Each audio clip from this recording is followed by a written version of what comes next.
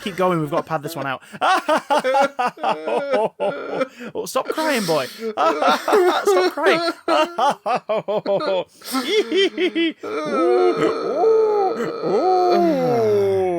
Insert punchline to do with current event.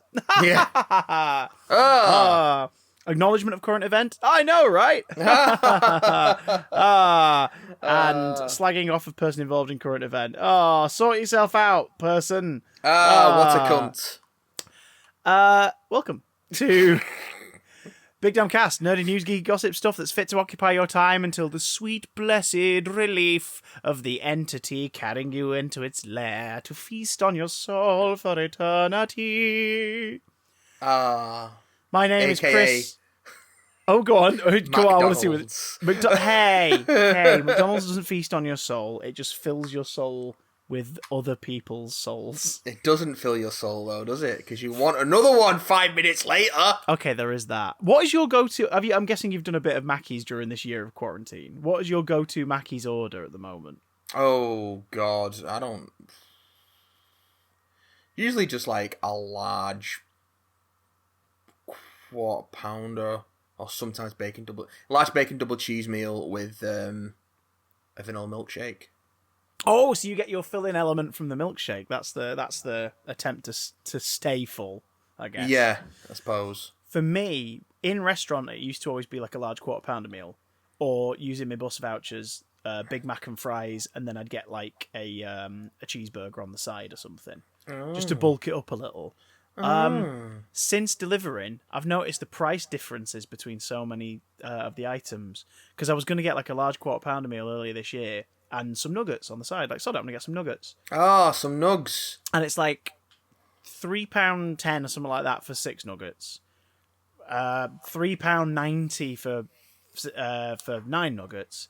And then like £4.20, blaze it, for 20 nuggets. Well, that's why it's $4.20. Blaze it. Because that's the only time when you would ever eat that many nugs. 20 nugs. Well, what I started doing was getting that, a large fries, and then a cheeseburger on the side, or a double cheeseburger. And going, a cheeseburger should never be a side, Chris. I don't need a drink because I'm at home, so I can have a drink at home. A cheeseburger is not a side order. And I can't go back. Now. Every time like we've gone to order from them, I'm like, oh, they're doing the double Big Mac. The double Big Mac. Go on, I'll get that. Oh, it's like £6.90 for a double Big Mac meal. And that's just a Big Mac with 2 extra thin patties on it and some fries and a drink. I don't really want the drink because we have drinks. We're at home.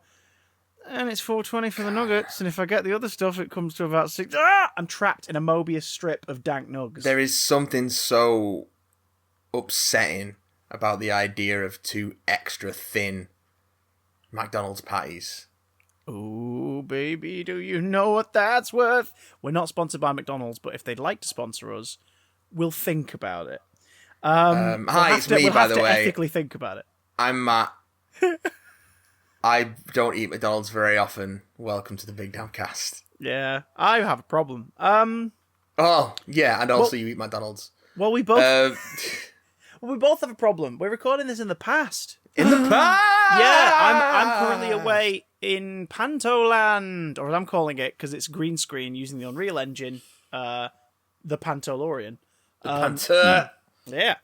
Tickets still possibly available, folks, so pantolive.com, I want to say. I should probably check that before I advertise on the website. I should probably actually check if we're a .com or a .co.uk. Hang on. Pantolive.com if you want to buy tickets and stream a panto into your home. I'm in it. I'm buttons. It could be great. Could be terrible. I don't know. We've not started. But I hope it's fun. The cast seem lovely. Anyway, so... But you will have started by now. Yeah. In fact, last week I was already there. It sounded like we were talking about current events, but we weren't. Oh, that's clever editing, that. And Matt's time to record is limited. My time to record is limited at the moment, like due to work and when I've got to go away and how much sleep the lovely man bear on the other end of this call needs at the And moment. my level of tolerance for you at any given time. That is true, you bastard. I think when it gets to the point where we're allowed to record in the same space again, you're just going to be like, oh, I'm actually tired. Can we just do it on Skype today? And eventually I'm going to be like, we've not recorded in person for months, and yet we could do. And you're just going to be like, I prefer it this way. I can just mute you. Pretend I know what you're saying. You bitch. Well, you've got to listen to me this week because I said to Matt, Uh-oh. I've got an idea for a filler ep. And Matt went, okay, what is it? And I went, well, it's an idea. It's not a solid. Well, I've digested it a bit and I've eaten some fibre and the solid is here. We've not done a quiz in a while. Oh, give us a quiz. So we've not done a quiz in a while, which might explain the short length of this, boys and girls, based on how good Matt is at answering the questions and getting them right. Well, it depends on what the quiz is about. What's the quiz about? Well, here's the thing. Last month we were meant to have gotten the Eternals last month. Oh shit, son. Yeah. And earlier this year we were meant to have gotten Black Widow. And it's no secret that we quite enjoy the MCU. We have a lot of fun in that there cinematic universe. We've heard of it. There are 22 films in the MCU, if I remember correctly. 21. Is it 21 or is it 22 with Far From Home? I thought Far From Home was 21.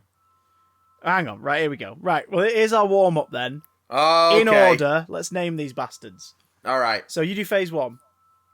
Iron Man. Mm-hmm. Incredible Hulk. Yes. Iron Man 2. Aye. Captain America: The First Avenger. All right. Thor comes first, then Captain America. Yeah. I had them flipped around in my head. In your head all flips. Right. Your flippy flip heads. Then Avengers. Yes. That's phase 1. That's phase 1. Congratulations. That's 6 films. That is indeed 6 films. Congratulations. Phase 2. I'll have a go at phase 2. Phase 2 is Iron Man 3. Thor: The Dark World. Yes. Captain America: The Winter Soldier. Yes. Guardians of the Galaxy. Yes. Avengers: Age of Ultron. And Ant-Man. Yes. That's another 6 movie films. Yeah. Taking us to 12 motion pictures. So let's try and back and forth phase 3 together, shall we? All right. Which one comes first? I've got it. If you want me to take this one, see if it rolls off. Civil War. Captain America: Civil War. Boom ting. Then. Doctor Strange is the next one. Okay. And 2016 had 2 films, Civil War and Doctor Strange. 2017 has 3. What's the first? Guardians Volume 2. Yes. Then it's Spider-Man: Homecoming. Yeah. Followed by.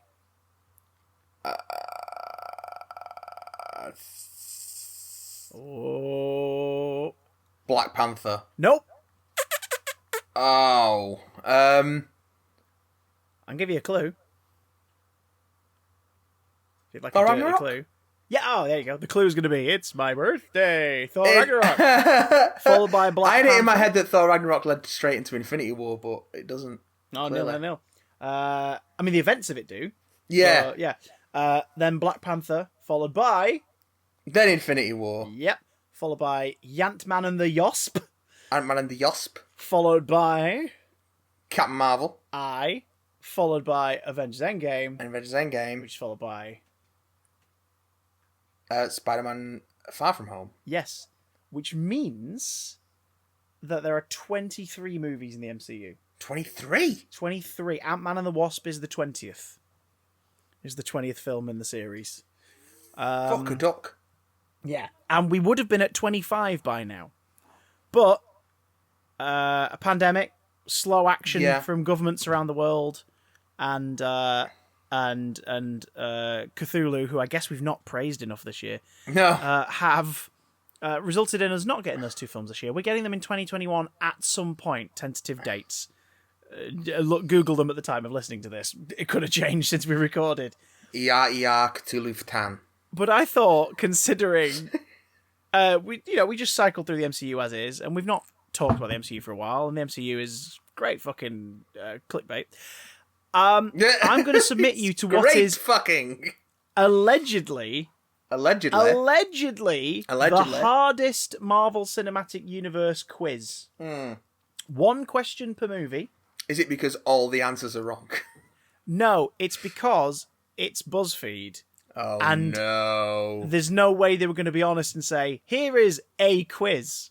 Here is a quiz. Now, I've had a thumb through this, but I wanted to keep it surprising, and I wanted to pop it in your direction. Now, I don't know the correct answers unless I know the answer, because the way this presents itself is as a multiple yoice yestion. Oh, a multiple yoice yestion. A multiple yoice yestion. And in fact, we're on Skype right now, aren't we? So, I may be able... Screen share? To screen my share, baby. Well, then I won't see your cherubic face. You might. Can you see my cherubic face right now? Oh, yeah, I can see your cherubic face. Now, oh, God. My cherubic face is gone now, though. Right, I need to make this window bigger. Because... There we go. There we are. Technology, boys. So you can see this, yeah? Yeah, I can see that. Tell you what, if I... Oh, can you still see me? I can still see you, but I can't see the quiz because my face is over my quiz. Can you still see me now? I can see you at the top of my Skype window. Oh, fantastic. There we go. Yeah. I mean, it's a shame because I was going to get naked. So this is a multiple yoice yiz. Multiple yoice yiz. And I thought, because filler episode, filler night, I'm going to take you through this quiz and we can revisit the MCU that we do miss and love so much, but there are also bigger things in the universe, folks, and we can watch these movies anytime we like on home video. So, Mate Waitson. Yes, that's me. I wait for my mate. Son. Son. Question 1. Play along at home. Yes. Iron Man. First movie of the MCU. Kickstarted in 2008. Yes. Features Robot Downey Jr. and Gwyneth Stick It In Your Bum. It's a moon rock. Goop. Brought to us by Joan Favreau and starring no script. Kicks off the MCU. The first question, which is about Iron Man, is what song plays at the beginning of the movie? The Marvel theme. Is it Iron Man by Black Sabbath? The Marvel jingle. Back in Black by AC/DC? Ordinary World by Duran Duran? Or Stairway to Heaven by Led Zeppelin? I thought you said this was a hard quiz. Well, this could trip someone up. Maybe not you, because you're a muso, but more than one of these songs features in the film. Yeah. One of these bands is more closely associated with the Iron Man trilogy. Yeah. Right down to their greatest hits compilation being released in 2011. 2010, and it just being named after the movie. That came out that year. But one of these bands sings the song that's seen as the signature song for Iron Man, just because it happens to share the name. And nothing else. And nothing else. And of course, there's even a joke made in the most recent MCU movie where Peter Parker confuses the band for another band. So... But the question is, what song plays at the beginning of Iron Man out of Iron Man, Back in Black, Ordinary World, or Stairway to Heaven? Back in Black by AC/DC. Back in Black by AC/DC. So this is Tony Stark cruising down, visiting the troops to give the weapons demonstration. Sat in the Jeep. He's in the Fun V, and Rhodes is in the Humdrum V. Oh God. So we're going for Back in Black by AC/DC. Back in Black by AC/DC because it's got the. It is Back in Black by AC/DC. And you are congratulated by an image of Robert Downey Jr. sipping an alcoholic beverage I have in the scotch Jeep. as well. Well done, IDJ. For a bonus point, which doesn't count because this is Whose Lines Anyway, which other track features in the film? Iron Man by Black Sabbath is over the end credits, but I think it's just an instrumental version. Hits the end credits and slaps. I can see people getting tripped up by this just because Back in Black, it's the earliest film, so like if anyone's Yeah. marathoned them, they've probably not watched it recently. And B, Or maybe Back they in Black weren't born. features. True. Back in Black features in Avengers and rocks up in Iron Man 2 again. So, Back in Black doesn't. oh, which one's in Avengers? Shoot to Throw. Oh shit! I thought Back in Black. And was that's in the one Avengers. that's in Iron Man 2 as well. Ah, bloody hell! Well, Matt's going to win this quiz, everybody. Let's go on to question 2. I know AC/DC. I knew those AC/DC songs backwards before Iron Man came out. Like, Before you were born, even you knew them before you were born. I was born. I knew them in the womb. In the whoms, yeah. The Incredible Hulk is the next film Yeah, in the MCU. yeah. Universal's very own The Incredible Hulk. Universal. And our question is, what does Tony tell Thaddeus Ross at the end of the film? So it's not even a question about the Hulk. It's not even a question about Bruce Banner himself. It's a question about fucking Iron Man again. It's a question about Thaddeus Ross. What does Tony Stank tell Thaddeus Rose at the end of the film? Incredible Hulk, of course, starring Edward Naughty Boy He is a naughty boy, isn't he? and Liv, my father's a prick. And I don't just mean in the film. What Liv. does Tony tell Thaddeus Ross at the end of the film? Wants to fuck me. Tyler. Does he say that he wants to study the Hulk? That he knows about S.H.I.E.L.D.? That they're putting a team together? Or that Thaddeus owes him money? Thaddeus owes him money. Oh, I love it. Hey, Ross, where's my fiver? What's happening is he's drinking in a cafe and he sees the Hulk go by and then he just lowers his glasses and he says, "The game is on." And then the game's never on because they went and made the Mummy instead. I mean, it is a Universal film. I think you're getting your Universal franchise starters confused. Yeah, well, this was the start of the Dark Universe. No. This is the Can you original imagine- start of the Dark Universe that would have then been co-opted back into the Dark Universe. Can you imagine if Incredible Hulk was a Dark Universe film?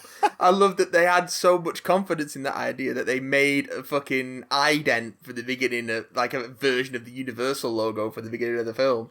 For the start of the Dark Mummy. Universe version. You know, but that's because not what happens they here. never announced a Dracula for their Dark Universe lineup, so you know that had the Mummy succeeded, they would have, a couple films down the line, brought in Luke Evans as Dracula and been like, "Surprise, motherfuckers! Dracula Untold was actually the start of Dark Universe!" Ha ha ha ha! And then Charles Dance would have gone, "The game is still happening." I guess. The game has just begun. But we're not talking about Charles Dance. We're talking about William. Ow! I hurt myself.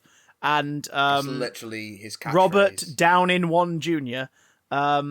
What does Tony tell Ross at the end of the film? That he wants to study the Hulk, that he knows about S.H.I.E.L.D., that they're putting a team together, or that Thaddeus owes him Kashwari He nans? walks into where Ross is having a conciliatory drink after being so thoroughly embarrassed by the Hulk's success and Blonsky's failure, and he says, "I'm putting a team together."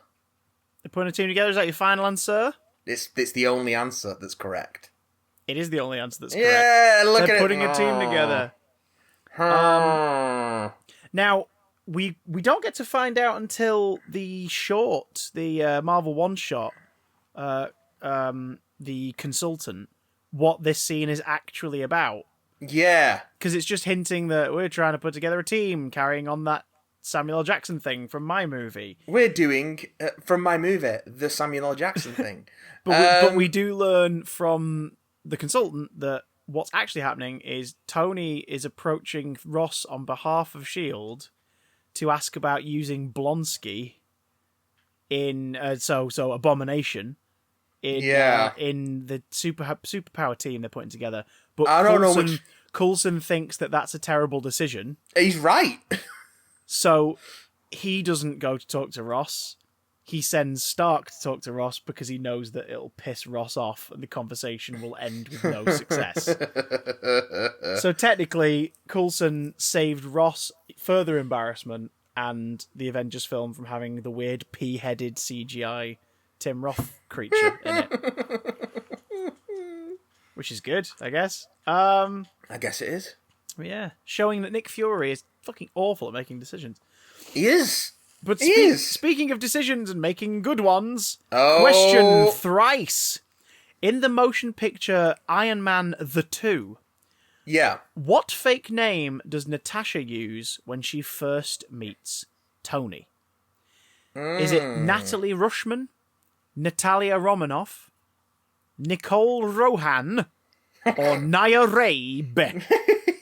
Of course, this is in Iron Man the Twice, where Black Windows is in disguise as Black Windows? a secretary to infiltrate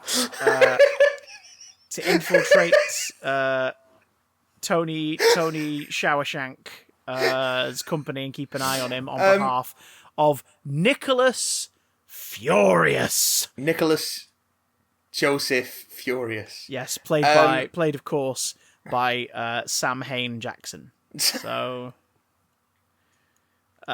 what fake alias does Natasha Romanoff use when she first meets Tony? Is it Natalie Rushman, Natalia Romanoff, Nicole Rohan, or Naya Rabe? Well, before I give my answer, I do want to say that Nicole Rohan is my favourite Lord of the Rings character. Was she the one who was taking the habits to Isengard's?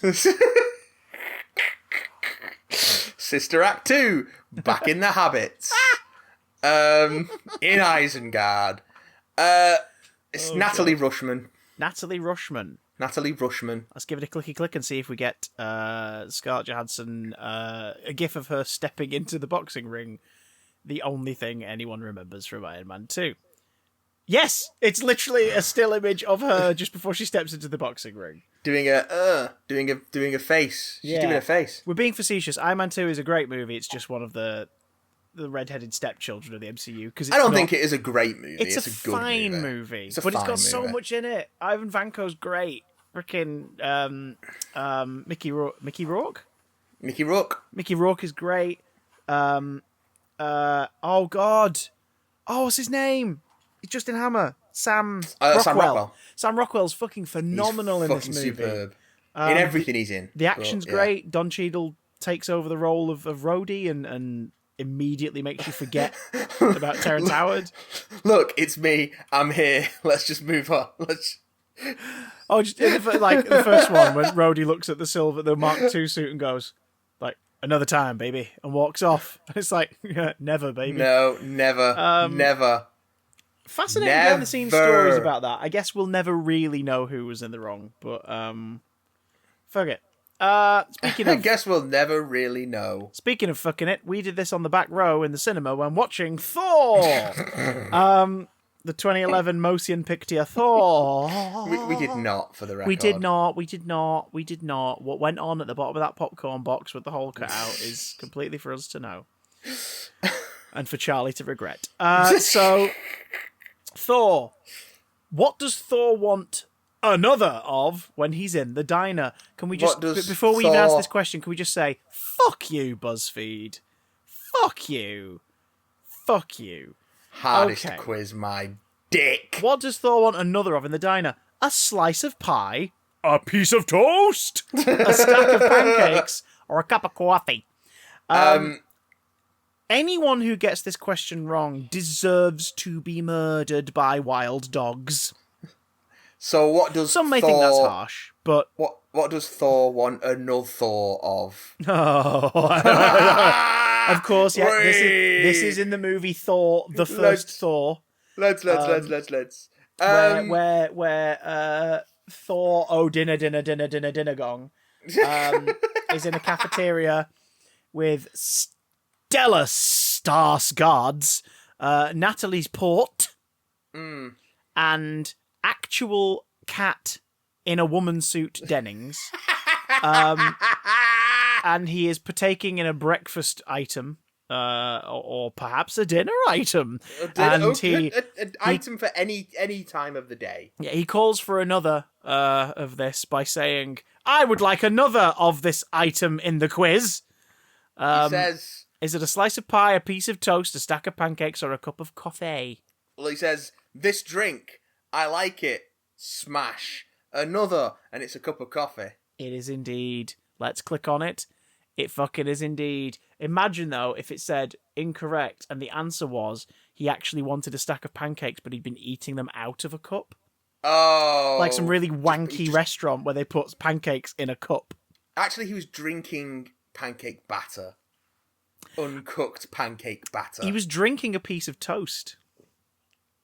He dipped the Drinking toast in his coffee. Ah, that drinking toast I've heard so much about on Buzzfeed food. I'm just going to say this. You are... You're more of a connoisseur and indeed an expert on like the worlds of and flavors of coffee. Like I wouldn't say I'm an expert.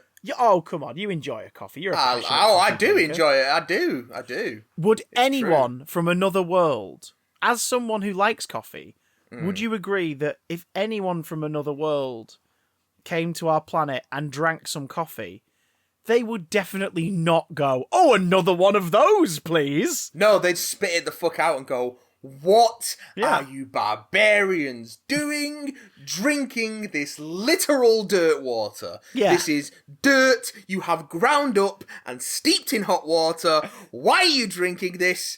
I need another." Yeah, by the end of the evening, they'll be like, "Can I have another one of those?" No, by the end of the sentence, they'll be like, "Why? Oh, this is highly addictive. Oh.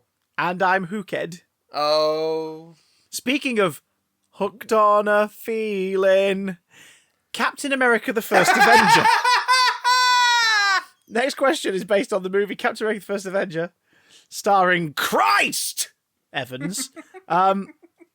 And the question is thus: where does Peggy tell Steve she wants to meet him for a dance before he plunges into the ice? Is it the Cotton Club, the Stork Club, El Morocco, or the Copacabana? With Peggy over there and some flames in her hair, she is on fire. This is a world war. God, Stop going dancing. There's Nazis and Lancing at the cops. What? Please put her out. So yes, there's Captain America: First Avenger, where Peggy makes Steve agree to meet her at this place for a dance before he plunges into a giant tango ice blast and famously drowns to death before he even reaches the syrupy bottom, leaving Peggy to become a grieving widow, which is how, of course, she becomes the Black Grieving Widow. So, I think these trivia refreshers are Super Spy, the Black Window. The Black Window. These trivia refreshers, I think, are quite helpful for those who are playing along at home. Of course, Captain America: The First Avenger is the first movie in the Thor trilogy, and features Huge Weave in the role of the Crimson Noggin. So where does Peggy tell Steve she wants to meet him for a dance? Is it the Cotton Club, the Stork Club, El Morocco, or the Copacabana? This is the first question where I've not immediately gone, "Oh, that's the answer." Which do you think it isn't? It's not the Cotton Club, Okay. because that's a different thing. Okay. That's a real world thing. Yeah. Well, where do those scenes take place? In London. And where's the Cotton Club? In America. Do those scenes take place in London, though? Yeah. There is a lot of world hopping in the second half of that movie. Yeah, I'm pretty sure they do. Okay. Which other one do you think it is not? It's not El Morocco. Okay. Why not? Because that's a stupid name for a bar. Well, you And just upset the one listener we have who owns a bar called El Morocco. And they would never go there. It's not the Copacabana because that's a song. And several unlicensed clubs that are probably pending lawsuits. It's the Stork Club because that's where the officers go, I think. Stalked Club. I think that's where they meet the rest of the Howling Commandos, if I recall correctly. And Bucky pervs on Peggy. Yeah. Flouting the rules of common decency like Sebastian Stan flouted the rules of isolation during a pandemic. Oh, no. Yeah, him and his girlfriend made big posts about, like, you all need to obey the rules, and then they went out on, like, a big luxury holiday during the first American lockdown. and got photos of them on a boat, and it was just like, oh, Sebastian, come on. Come on, something else, Sebastian. There are cameras watching, and this is filth. So the Stork Club, we're going for the Stork Club. Yeah, we're going for the Stork Club. Click, clicky, click. 'Twas correct. And to celebrate, the quiz has provided us with an image of Hayley Atwell bursting into tears as her love dies. Fantastic. For the love of God, put her out. She's a national treasure. Bless Hayley Atwell. Bless sending her all the love in the world, because she's currently working with Tom Cruise on a Mission Impossible film, and I think she's going to need the mental support. We watched Oblivion last weekend as well, and we're reminded of what's her name, Andrea Riseborough. Oh, yeah. And Andrea Riseborough was asked about like what the worst job she ever had. It was like she had to do like some fucking like weird like retail menial job, or maybe Oblivion. Shredding chicken in a Chinese restaurant. Oh, shredding chicken in a Chinese restaurant, or Oblivion. Oh, shoot. Yeah. Which, you know, is hard to see from just watching the film, because she's great in it, because she's Andrea Riseborough. But I can imagine. Yeah. I can imagine. Well, imagine no more as we Andrea Riseborough towards question 6. Oh! Smooth. The Avengers. The motion picture starring Ralph Fiennes, Uma Thurman, and the late, great Jim Broadbent. Jim Broadbent's still alive, Chris. Hey, we're pre-recording this. Anything could happen. Yeah, that did happen with Stan Lee. Yeah. Let us not forget. Yeah, oh Jesus. It's like, no. The Avengers. Natasha remarks to Clint that the Battle of New York is a lot like... What? Again. Their time in Budapest... This is not a hard quiz. It really fucking isn't. Their time in Prague. Their time in Istanbul. Or their time in Sokovia. Very clever. Very droll, Buzzfeed. Very droll. Very smart. Well... This is, of course, from the singing toward the end of the Avengers. Yeah. Where the Avengers go out to enjoy some Avengers at a local Avengers takeout, where they all sit around an Avengers and eat some Avengers. It's my favourite scene. Chris Evans has a beard in it. And that's why he has his face covered. No, that's because there was a pandemic and he saw it 8 years early. Do you remember at the premiere for the Avengers, they were like, oh, we actually shot a new scene yesterday, and I think they've edited it in for today, and it turned out the scene they'd shot was them eating shawarma. Yeah. For the post-credits tag. So, like, the day before the premiere, they were like, can we all just get you back in costume for just a moment while we superimpose you into this destroyed shawarma restaurant? We just want to... We just think it'd be a perfect little joke, because everyone's going to stick around after the credits, but we got nothing for them, so let's just put a little joke after the credits. I do really like that moment, to be fair. It's great. I think it's really good. It's brilliant. Like, the ending of Phase 1 is basically, Thanos is out there, there's something out there who's aware of Earth, and then the real ending is, and they're all having some shawarma. And they're knackered. Yeah. And they're not even talking, they're just chewing away. It's Budapest. It's Budapest, which none of them ever say correctly. Their time in Budapest, as they always say. That's a weird still of. There's been 2 stills of Scarlett Johansson so far, and both of them have been really odd screen grabs. Yeah, she's like mid sentence, so they're like mouth breathy, and she looks like she's like shouting to her 6 children to come in for dinner. Yeah, off screen while she holds a gun to someone else. It looks like she's going, put it down, see? Speaking of original gangsters, no. This week's sponsor is Iron Man 3. Our Iron Man 3 question. What is the name of the little boy Tony befriends while stranded? I wouldn't call him a little boy. That's really creepy. The little boy he befriends. A little boy. He's basically a teenager, almost. Is the teenage boy who is but a baby. Actually, is he a teenager or is he like 12? He's sort of on the cusp. Yeah. He's on the cusp enough that when we see him again at the end of Endgame, he made audiences worldwide go, who the fuck is that? He's 'Cause he'd almost grown. a man. He'd grown all the feet. Is the lad from Iron Man 3 called Harry, Henry, Harley, or Holden? Of course, the character was played by Tide at Halftime Simpkins, who went on to star in many classic films like Jurassic World. Oh, yeah, he was in Jurassic World, wasn't he? And Insidious. But he's most remembered, I've now of watched course. the first 2 Insidious films, and they're fine. Stop there. Don't go any further. I'm probably going to go further at some point. 3 and 4 aren't bad. They just sort of rely on the audience forgetting they're both prequels, meaning that none of your lead characters are in any danger. Oh, yeah, okay, that is weird, isn't it? But they're great because they're 2 movies where the lead character is played by a lady in her late 60s.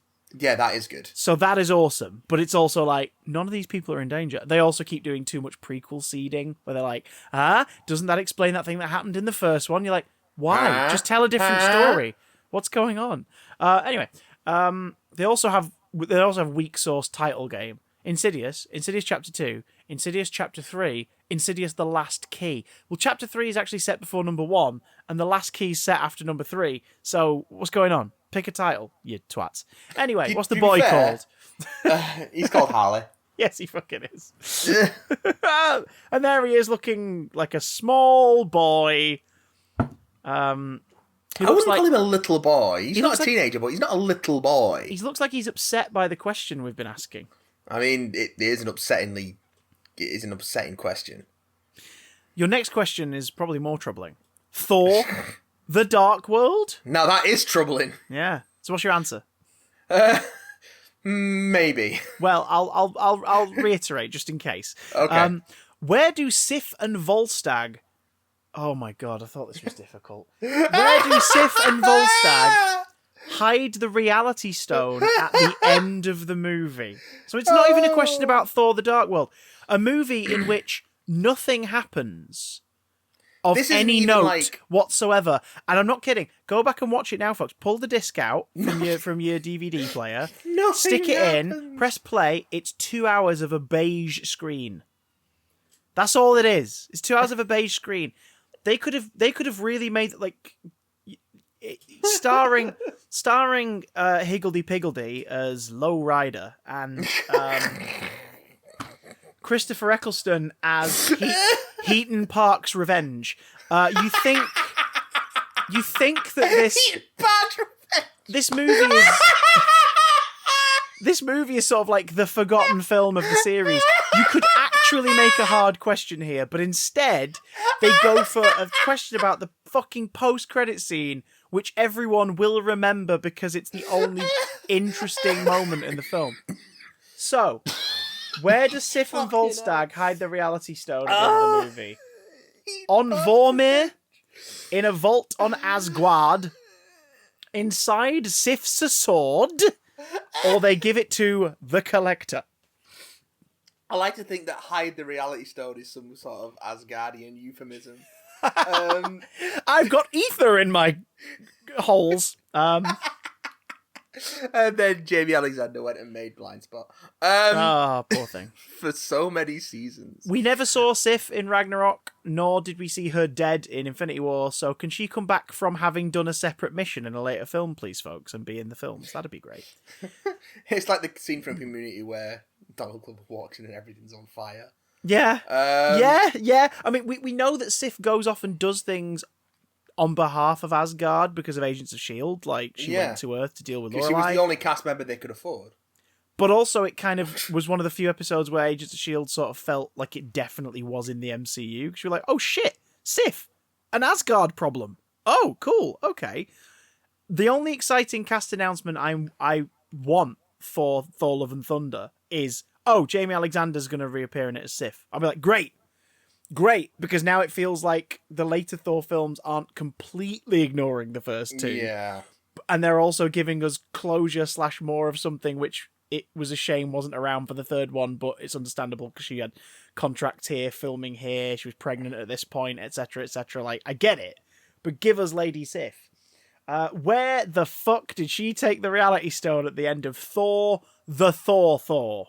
Well, they didn't really hide it. They just gave it to the collector. So. Yeah, which is the dumbest fucking thing in the world, because everything we learn about him going forward is that he's an unscrupulous shitheel. So, bit weird that, isn't it? Yeah. Oh, yeah. look at him there. Look at him in this still image where he's holding a box, but it kind of looks like he's holding his tits and squeezing them together. Nice. Giving Asgardians Nice. some beautiful Benicio cleave. Oh, nice. Let us nestle in the bosom of Tivan, the Collector's tits. Yes. Titvan, as he's known to his homeboys. Ah, good old Titvan. Everyone's favourite. Speaking of tits, the beefiest of man tits returns in Captain America, the Winter Soldier. What does the Winter Soldier say after Steve recognizes him for the first time? Does he say, "What the fuck, Buzzfeed? Seriously, Buzzfeed? Did anyone at Buzzfeed put effort in here?" Or an answer? What should we get this one wrong? He says, "Who the hell is Bucky? Do I know you? He's gone. Or what did you say?" Which one does the Winter Soldier say after Captain Swole America punches him right in his parting? Right in his gentleman's pocket. He says, "Who the hell is Bucky?" He fucking says, "Who the hell is Bucky?" Who the hell is Bucky? And there he is with an appropriate screen grab after he's just said, "Who the hell is Bucky?" Who the hell is Bucky? Actually, is that where that is? Yes, that's the highway behind him. They've done some Who could doctoring to say? that screen grab. It looks like it's a snowy mountain behind him. That's weird. Maybe it is a snowy mountain. Oh, Maybe they God, took a yeah, screen what- grab from the wrong part of the movie. What if it's from Civil War? Oh, Jesus It's a Christ. Civil War screen grab. Oh, Yes. Fucking hell. Yes. Well, Perfect. From Stanning Sebastian to Sebastian the Crab's favourite movie to watch on an airplane, Guardians of the The Galaxy. lobster. Guardians of the Galaxy. What were the 3 items Rocket claims he needs in order to escape the prison? Now, based on how they word this could actually be tricky. So let's see. What are the 3 items that Rocket Raccoon, of course we all know Rocket Raccoon was played famously by Vern Troyer, and Fuck off. but in voice only. Voice only. Not having it. Not having it. And later unceremoniously hijacked by a bald Cooper. Hang your head in shame. What were the 3 items Rocket claims he needs in order to escape prison? A security card, a fork, and an ankle monitor. A security band, a battery, and a prosthetic leg. A pair of binoculars, a detonator, and a prosthetic leg. Or a knife, cable wires, and Peter's mixtape. All I need is a security band, a battery, and that guy's prosthetic leg. They actually went to an effort here, though, to construct a difficult answer by including the prosthetic leg in 2 answers. Yeah. They put some effort in here, but you're going for security band, a battery, and a prosthetic leg. That guy's prosthetic leg, specifically. That guy's prosthetic leg. That guy's leg. I'm gonna fuck that leg. That's what he says. I'm gonna fuck the leg. And it's like, Rocky, you can't say that. It's a kid's film. I'm gonna fuck the leg. No, I need his eye. It's really important.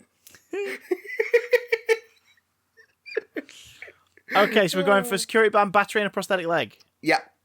Boom.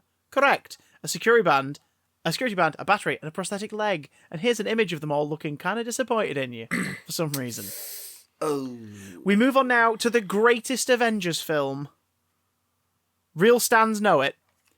Avengers Age of Ultron. Oh. What word makes Tony...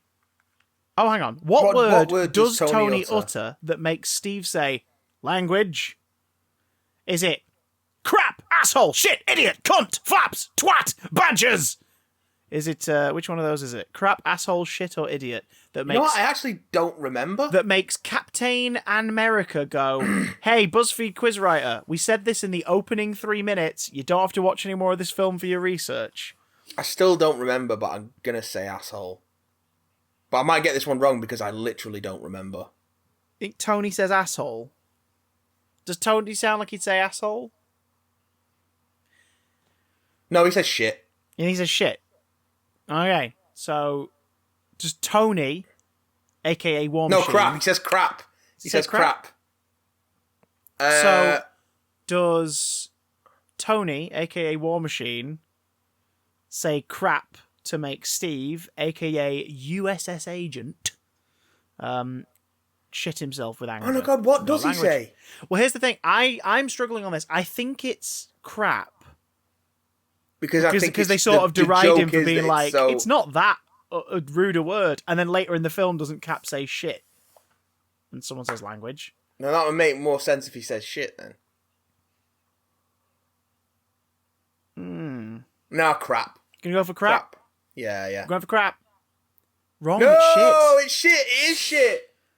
Oh, we got right. one wrong. That's all right. It's got one wrong. Let's be brutally honest. That one is a little tricky. And yeah, both only of because, them, both only of them because mean, Age of Ultron is so unmemorable. and both of them mean the same thing. Yeah, they're synonyms. Yeah. So he says shit. So does Cap say crap later, and someone say language? No, crap must say shit. Crap says shit. Crap But what says does Cap shit. say? Cap says crap. On to which the says last. shit. On to the last Marvel movie of every phase. Ant-Man, starring Anthony Mann. Anthony Mann. What animal does Darren Cross unsuccessfully shrink? Well, that's a wrong question, because they don't unsuccessfully shrink. They don't shrink it at all. A mouse, a sheep, a duck, or a hamster? Oh. Darren Cross, of course, played by Darren Criss. It's a sheep. It's a sheep. It's a sheep? Yeah, it's a sheep. 'Twas a sheep in, quite possibly, the single most gory moment in the MCU. Yeah, it's a bit It's pretty fucking what do we horrible. call it? It's a bit The Fly, isn't it? It put me right off the stray cat that I was raping. Anyway. Fucking hell. And that's the darkest joke we're ever going to tell on this show. Oh God. Oh, dear. Apologies, everyone. That was really crass, but come on. I had to get that reaction out That of was very crass. Thank you. Anyway, That was almost Peter Crass, drummer for Kiss. yeah, who played, of course, Darren Criss, playing Darren Cross in the movie Anti-Man. Oh, God. The Anti-Man. Captain America, : Civil War, another : who isn't on Iron Man's team out of the following names? Who isn't on Team Tony Shark? Is it Vision, Dun, Black Panther, dun, Hawkeye, dun, dun, dun, dun, Black dun, Widow? dun, dun, Which dun, of them is it dun, that dun, gonna be? So who isn't on Iron Man's team in the movie Captain America, Batman v Superman? Is it Vision, Black Panther, Hawkeye, or the Black Widow? Da da da da da da dun. Well, I know which one it is. Yeah, it's a little tricksy because one it's of a them is sort a of- heel. One of them's a heel. Yes, So, but but the heel is on the team. So, as by way of answer, hmm. I will say, you seen those set photos of Haley Steinfeld as Kate Bishop with Pizza Dog? She looks cool, right? And Pizza Dog. And Pizza Dog! Fucking Pizza Look Dog. it. They're doing it. Which is, They're, of course- they're doing the fraction run. Yeah, which is of course for the Hawkeye Disney Plus series, because the answer to this question is Hawkeye. Clicking on Hawkeye. There he is. Well, no, he's not. That's Iron Man's team. So he's not there. There he isn't! There's not the hawked guy. Jeremy Renner, of course, has an app called the Jeremy Renner app, where you can look at pictures of Jeremy Renner and dream of owning pictures of Jeremy Renner. You too can listen to Jeremy Renner's country and western song. Jeremy Renner app, of course, is part of the MCU.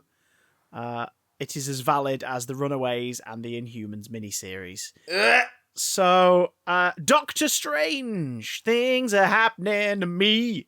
Strange things. Thank you, Randy Newman there, guest starring in the quiz. What? Strange me. Ain't no doubt about it.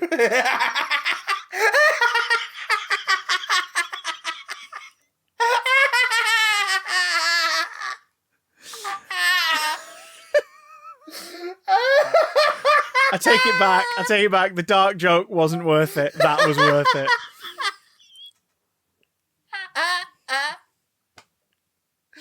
Oh, it's the gift that keeps on giving. Doctor Strange. What type of doctor is Stephen Strange? Is he a neurosurgeon? A cardiothoracic surgeon? A Thoracic. trauma surgeon? No, that's the one with the dinosaurs. A trauma surgeon or a plastic surgeon? Neurosurgeon, cardiothoracic surgeon, trauma surgeon, plastic surgeon. I mean, all of these are incorrect. He's a strange doctor. That's what type of doctor. He's strange. He's a strange boy. That was, of course, an audio clip of Caecilius in the movie Doctor Strange. I guess the Marvel Legends figure is a plastic surgeon.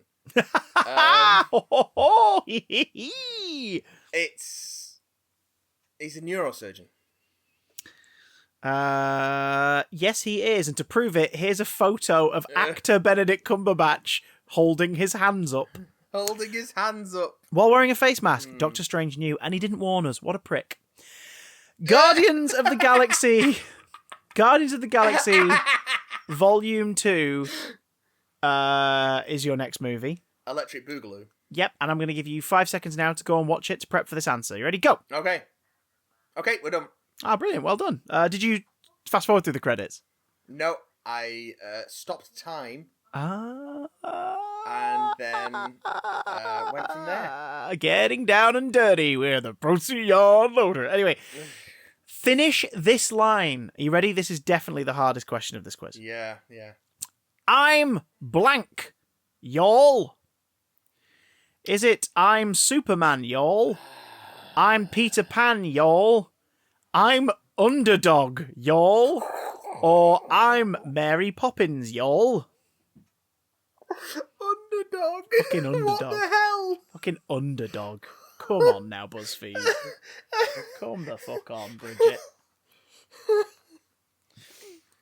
Why would you put in this difficult quiz where you only get one question per film for Guardians of the Galaxy Volume 2's entry, use one of the most iconic scenes from the MCU? That film, but the entire MCU. It is, of course, Peter Pan. No, it's Mary Poppins. Mary Poppins, Poppins, y'all. There he is, of course, spoken by Michael Rook to Queen 5. At the tail end of that spectacular motion picture.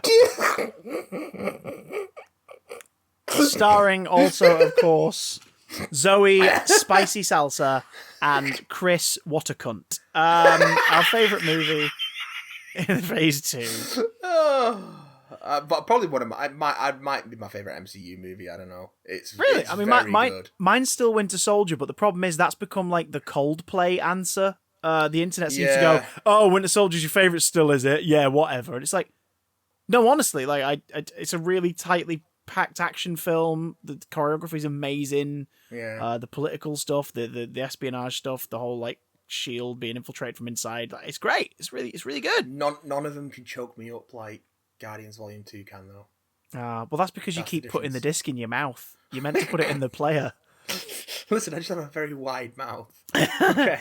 Speaking of wide mouths, please let the segue work. Please let the segue work. Please let the segue work. Spider-Man Homecoming. Shit. Oh, no. Spider-Man Homecoming. Whom does Stan Lee appear as? Is it a guy who Spider-Man helps cross the street? Is it a neighbour who's disturbed by a car alarm? Is it as Peter's upstairs neighbour? Or a guy who works at a hot dog cart? Charming! Who does Stan Lee cameo as in the motion picture Spider-Man Avi? Avi? No! Avi? No! No! No, Avi! Sit in the corner! Slap Avi Arad's hand away. Yeah. He's a neighbour who's disturbed by a car alarm. One of the several neighbours that's disturbed by a car alarm. Do you recall what the disturbed car alarm neighbour says?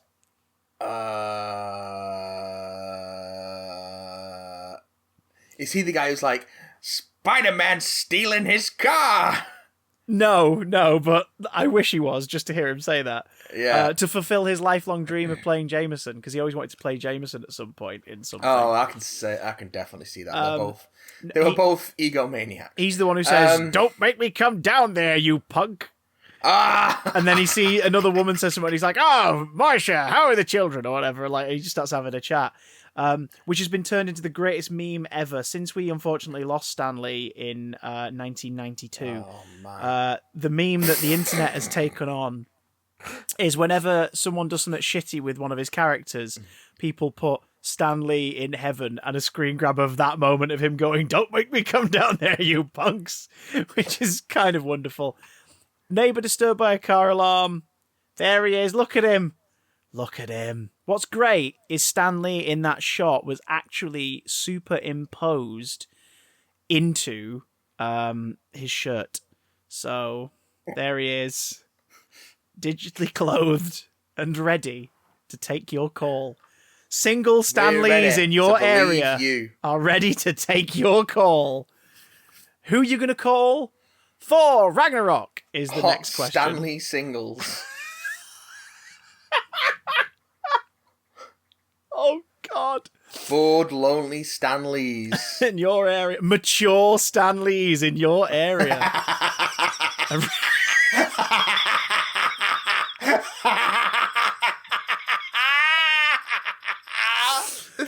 Is there any other kind? We actually have a tough question.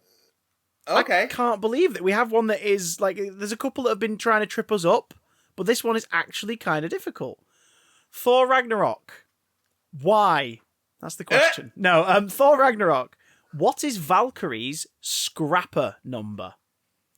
Oh. So she has a number. It's characters refer to her as scrapper number whatever. I think the Grandmaster might refer to her as that number. It's the number she had when she was a competitor in the Contest of Champions. So what it be is Valkyrie's scrapper number 3, 16, 142, or 232. I'm going to take a stab in the dark here. I think it's 142. Stab in the dark, of course, is how Valkyrie won her fight against Dark, weak against Knives Man, who hides in the dark, and if you stab him, then he goes down like a sack of someone who's been stabbed. It is indeed 142. Yeah, boy. And to it was prove a 3-digit number. Yeah. Because I think they say scanner 142. I think they say Scrapper 142. Scrapper 142, yeah. To prove it, there's a still image of Tessa Thompson looking back at us in disgust. As is the appropriate reaction. As is her want, really. Like, she's allowed to do that. She's definitely allowed to do that. From one movie to another movie. Our next question is about Black Panther. Yes. What do Killmonger and Claw steal from the Museum of Great Britain? Claw, of course, being spelled Claw! Like how Vega would describe his weapon in Street Fighter, could he talk? My claw! Or Whoop! or if you're Wolverine in MVC, Tornado Claw. Tornado Claw! What are you saying? Okay. Oh. I would set fire to the Mona Lisa. To the raid! Set fire to the Mona Lisa and behead an orphan Cockney child from a Dickensian novel if it meant hearing Hugh Jackman at least once try to not say but watch a clip of it and try and decipher what's being said. I would destroy life and art to see that happen. Just snarl. But instead I could steal something like Killmonger and Claw from the Museum of Great Britain. What did they steal? Was it just vibranium and a mask, a map of Wakanda, or a map of Wakanda and vibranium? It's vibranium and also a sick-ass mask. Yeah. What is it he says? It's like vibranium as well, and he's like, nah, I'm just feeling it. You're like, yes! Yes. Yeah, you are. Vibranium Enemy-esque is correct. We're treated to two screen grabs here of Michael B. Jordan looking like an absolute fucking snack staring at a mask, and Andy Serkis looking like he's about to resuscitate us from our attempt at actually eating Michael B. Jordan dressed in a medic's uniform. It's the glasses, man. Funnily enough, Andy Serkis, of course. I mean, yeah, he looks good in the glasses. A buff lad in glasses. Oof. Now, Andy Serkis, of course, is famous for his mocap performances, performance capture work, but he's trying to obviously distance himself from that a little bit, so he's not just known as the mocap guy, which is why we're seeing him a lot more nowadays, working at the front till of odd bins in your local shops. Listen, times are tough, and his version of Jungle Book really didn't do well. It didn't, which is a shame, because his copy of Jungle Book went for about a tenner on eBay. So, did okay. Did all right for him there. He bought himself a takeaway that night.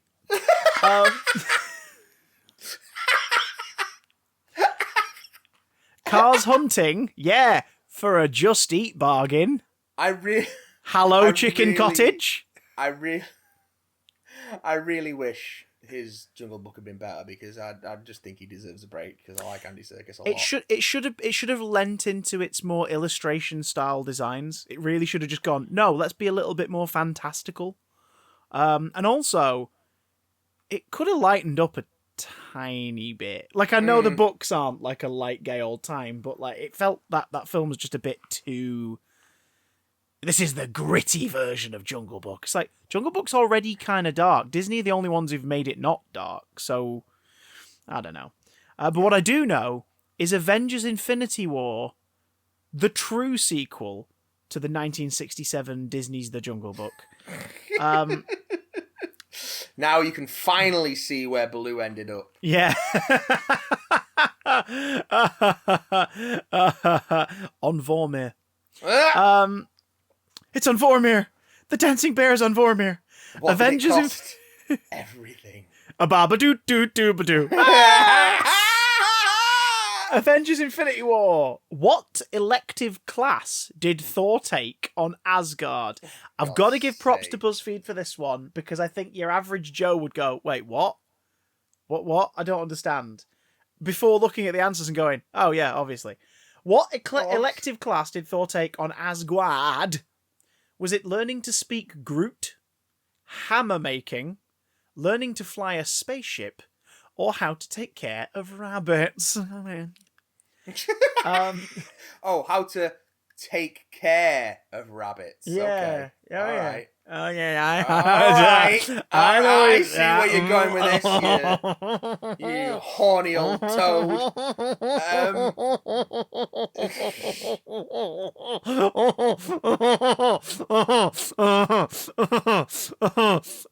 So which one is it? That is not one of the options.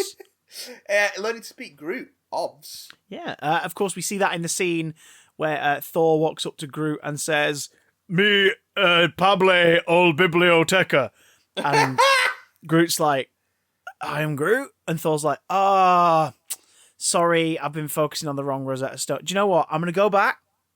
I'm gonna go back in time a bit, and I'm gonna learn it on the app, and then I will catch up to you. Gonna get on Duolingo. Yeah, and it's going to email him every day with a reminder, and he's going to be so annoyed about it because it's personified as a little talking owl, and it's going to be really upset. My friend's been learning Spanish recently, and she said that she gets emails from the owl telling her off for not catching up. It's like, wow. I was learning Italian because I was going to be going to Italy in June. And you wanted to have some phrases in your back pocket. Yeah, to whip too right. out. It's just fucking polite, isn't it? To at least know please and thank you. Yeah. Then the pandemic happened and I stopped doing it. Like, I stopped doing everything that gave me any joy. Don't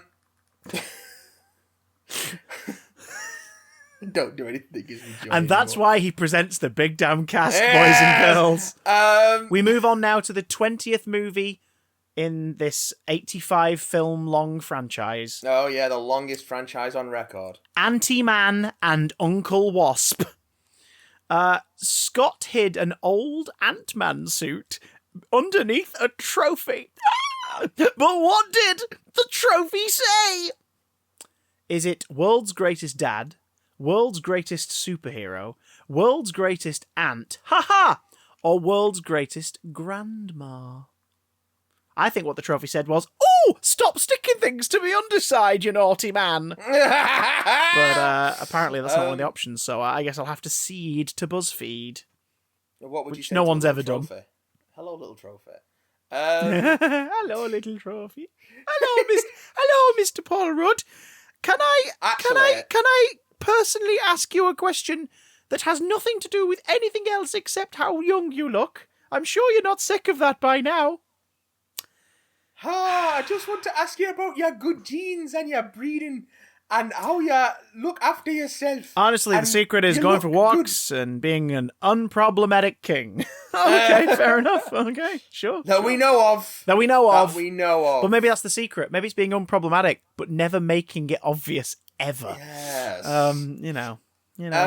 Hey. Oh, old JK could have learned the same lesson, but no, he had to play an M&M. Anyway, what are we going for? World's greatest dad, world's greatest superhero, world's greatest aunt, or world's greatest grandma? World's greatest superhero, I think. It's world's greatest superhero trophy. Think so. I can give you a clue. Yeah. If I remember correctly, it's a present from Cassie. Yeah, that's why I think it's world's greatest superhero. Okay. Because she knows he's Ant-Man. Or was Ant-Man, now that they're playing Yeah. heist games in cardboard tunnels in their attic. I fucking love the opening of that movie. It's so adorable. Yeah, it's so cute. Ant-Man and the Wasp it's not in the same camp as Iron Man 2 and Thor the Dark World, but it's almost like people just sort of go, "Oh yeah, that one." It's like, no, it's a really fucking fun comedy movie. It's really good. It's so much fun. As is the first one. It's the bit when he's infiltrating the school and he doesn't shrink all the way down. Oh my! And he's just like he's toddler just height, but in scale of a man. It's so good. He's just running around the corridor like tiny Paul Rudd. We could all do with a tiny Paul Rudd in our lives. Oh, quite. We could all do with a tall Paul Rudd in our lives. You can probably get something that'll fit that purpose of Love Honey or something. I don't know. Called Love Honey. No, off Love Honey. You can go on Love Honey and get something that'll fill the purpose of a tiny Paul Rudd. No, you said Love Honey. You said Love Honey. You want Love Honey on your face. Yeah, Love Honey. Love Honey, the website that sells sex toys. That's the joke. Yeah. I just want you to keep saying it, because if you keep saying it, they'll sponsor us. The algorithm will pick it up. And we'll get sponsored from Love Honey. Hey, if I get a complimentary fleshlight, I ain't going to complain. Love Honey smells semen. So you're going for world's greatest superhero? I think so. Okie dokie. I'm prepared to be wrong. Okie dokie. Because you are. It's world's greatest grandma. Oh, okay. Because he's such a grandma. I'm okay with that. I'm okay with being wrong about that. This, of course, it's fine. So hey, it's all in jest. There's no punishments here. This, of course, is a reference as well. The world's greatest grandma trophy is a reference to the fact that Paul Rudd, at this point, was until it fell through, going to be appearing in Colin Trevorrow's Star Wars movie as Grandma Takan. Which would have been fun. An old lady first officer. I hate everything you're saying. But at the same time, you would absolutely see it. Or at the very least, make 17 YouTube essays about it. I hate it. Now, speaking of Captain Marvel, which of course is about someone standing there for 2 hours going,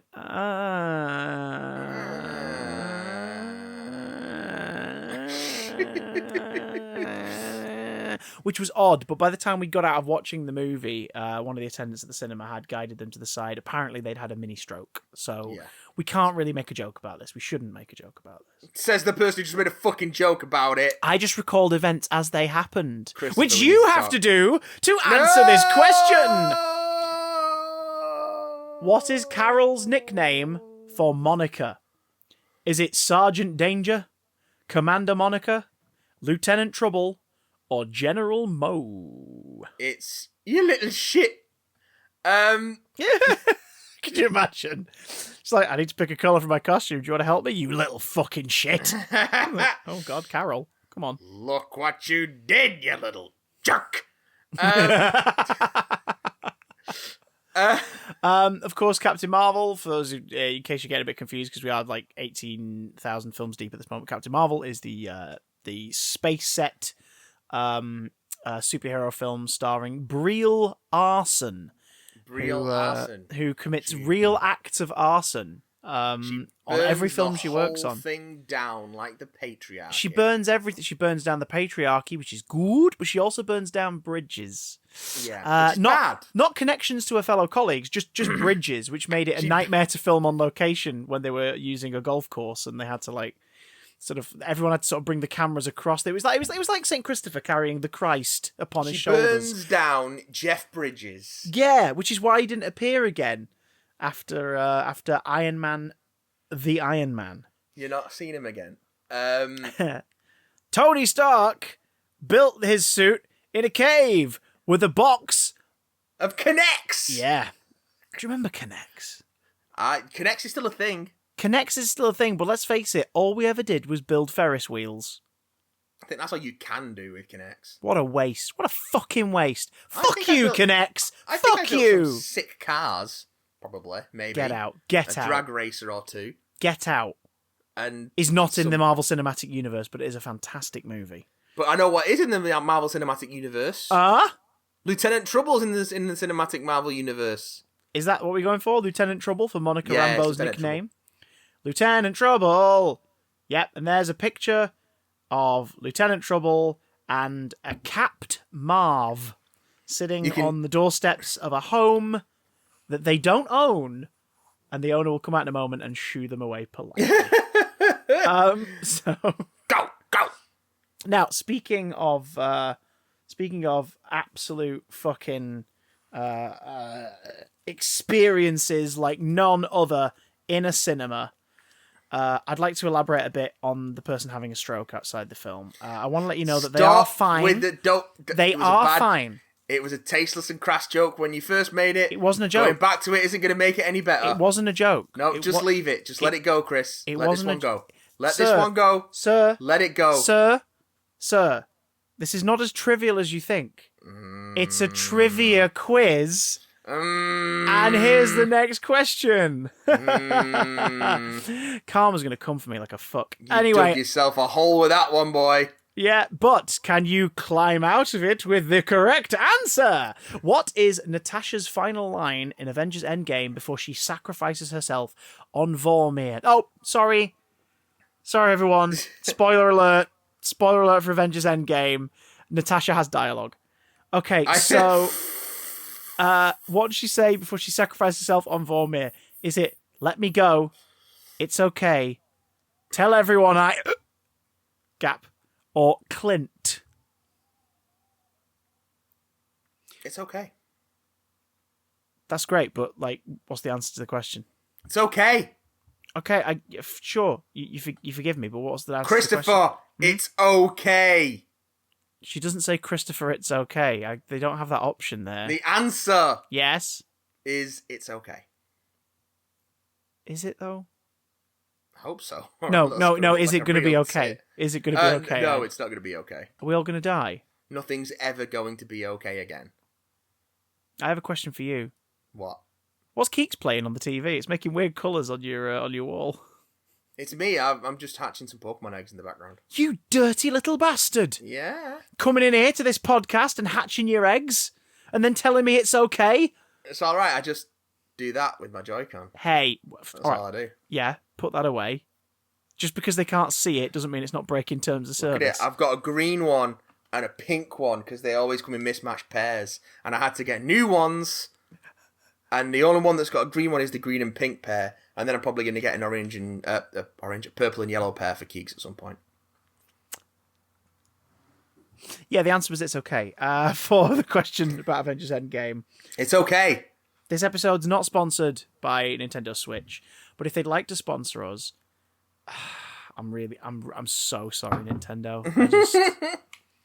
Our sponsorship will only be available until March the 31st, and then it's gone forever. So Which reminds me, I need to pick up a copy of Super Mario 3D All Stars. you're part of the problem. And speaking of part of the problem, Mr. Stark, I need money. Spider-Man Far From Home.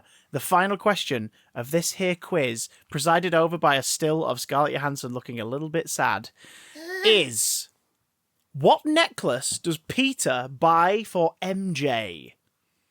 Is it a Black Dahlia necklace, a Black Sunflower necklace, a St. Christopher necklace, or an NYC Skyline necklace? That'd be a long fucking necklace. Also a really tacky present for someone who lives in New York.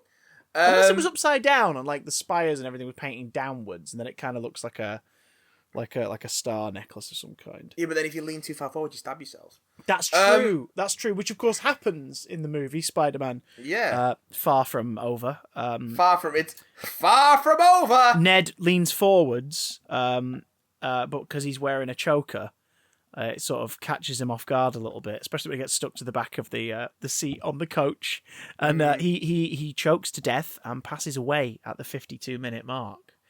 But for the rest of the film, Betty Brant is puppeteering him. She's walking around Weekend at Bernie's style, puppeteering Ned Leeds, which is kind of remarkable. It's one of those Easter eggs. It's a very blink and you miss it kind of thing, but Ned dies halfway through the movie, and Betty Brant puppeteers his corpse like Weekend at Bernie's.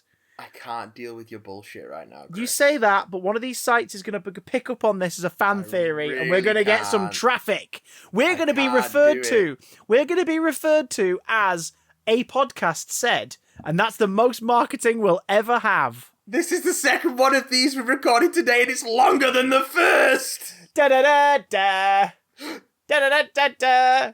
What's a necklace, Matt? You can end this. You can end this suffering by getting the correct answer. Not sure if I want to. Is it a Black Dahlia necklace, a sunflower necklace, a St. Christopher necklace, or an NYC Skyline necklace that Peter buys for MJ, despite the fact that he has 3 books to rub together, one for each testicle? It's a St. Christopher. St. Christopher necklace? For MJ? We go for St. Christopher? Boom. Nope. It's the Black Dahlia necklace.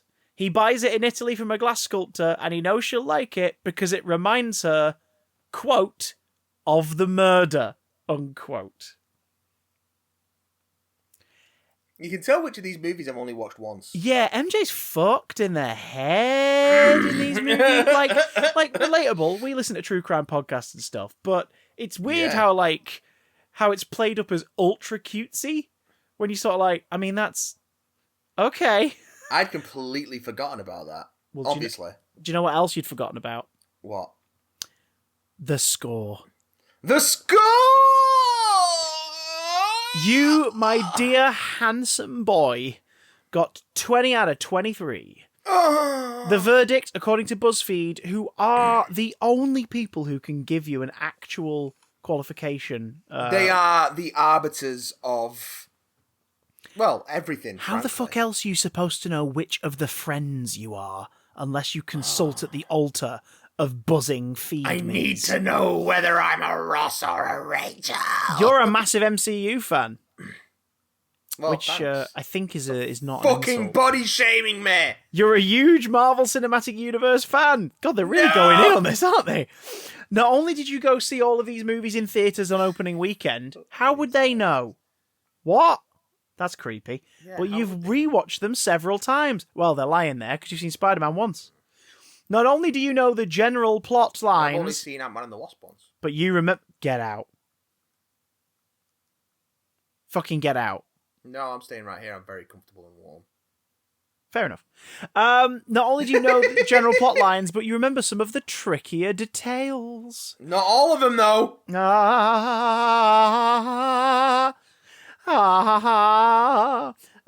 But to finish off, because you did well. That was Robert right. on. Yeah, that was Robert on. To finish off, Robert on. I have a surprise 24th question for you. Oh no. And that question is, who plays Yelena Belova in 2021's Black Widow?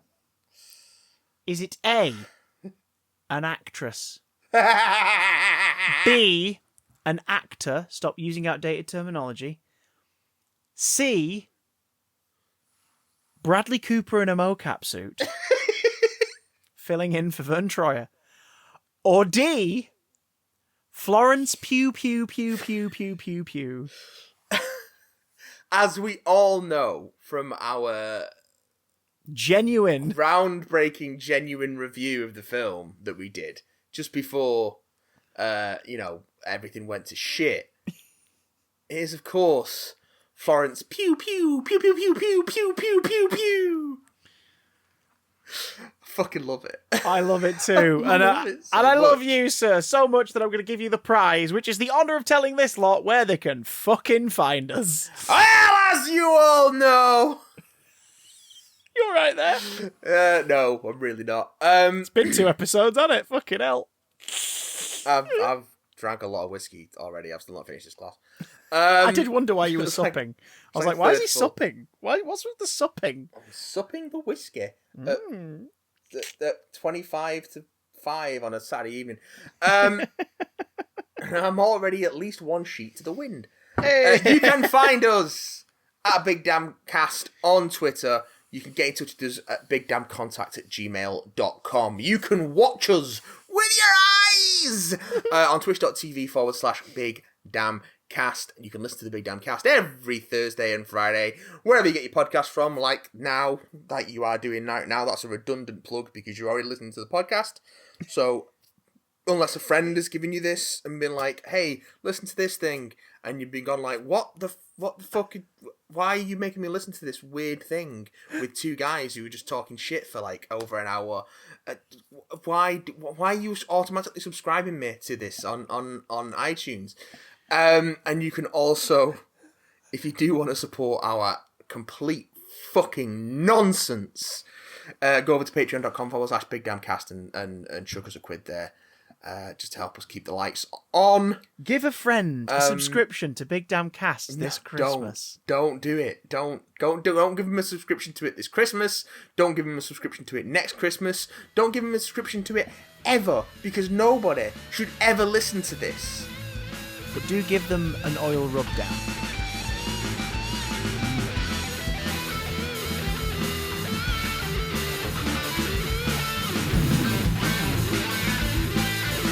Right? Bring the baby oil! I'll be in my bunk.